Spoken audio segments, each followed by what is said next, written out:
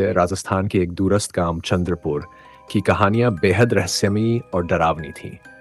अम, कहा जाता था कि इस गांव पर एक शाप था जिसके कारण रात के समय गांव में कोई भी बाहर नहीं निकलता था।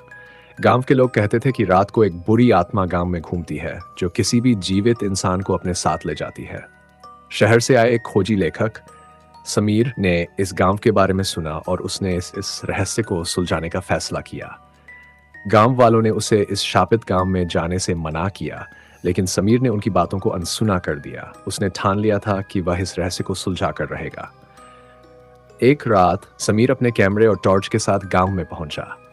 गांव की गलियां खाली थीं और चारों ओर सन्नाटा पसरा हुआ था। समीर ने अपना टॉर्च जलाया और गांव के बीचों बीच स्थित पुराने मंदिर की ओर बढ़ा। कहा जाता था कि इस मंदिर में ही उस बुरी आत्मा का वास था। जैसे ही समीर मंदिर के पास पहुंचा, उसे एक अजीब सी ठंडक महसूस हुई। उसने मंदिर के अंदर कदम रखा तो उसे एक पुराना पत्थर का शिलालेख दिखाई दिया। शिलालेख पर लिखा था, यहां से चले जाओ वरना तुम भी शाप का शिकार बन जाओगे। समीर ने उस चेतावनी को नजरअंदाज कर दिया और आगे बढ़ा। अचानक उसे मंदिर के अंदर एक भयानक चीख सुनाई दी। समीर का दिल तेजी से धड़कने लगा, लेकिन उसने हिम्मत नहीं हारी। उसने चारों ओर देखा, लेकिन उसे कुछ नहीं दिखाई दिया। तभी उसे एक छाया दिखी जो धीरे धीरे उसकी ओर बढ़ रही थी।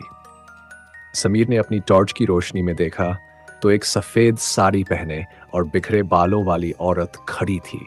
उसकी आंखें लाल और चेहरा विकृत था। समीर ने कांपते हुए पूछा, तुम कौन हो?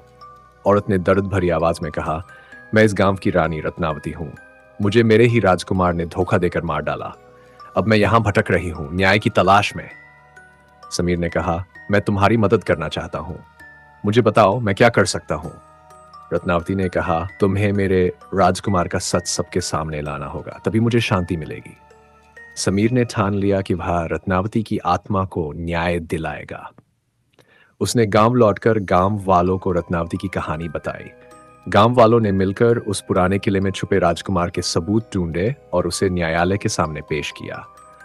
अदालत ने राजकुमार को सजा सुनाई और रत्नावती की आत्मा को आखिरकार शांति मिल गई।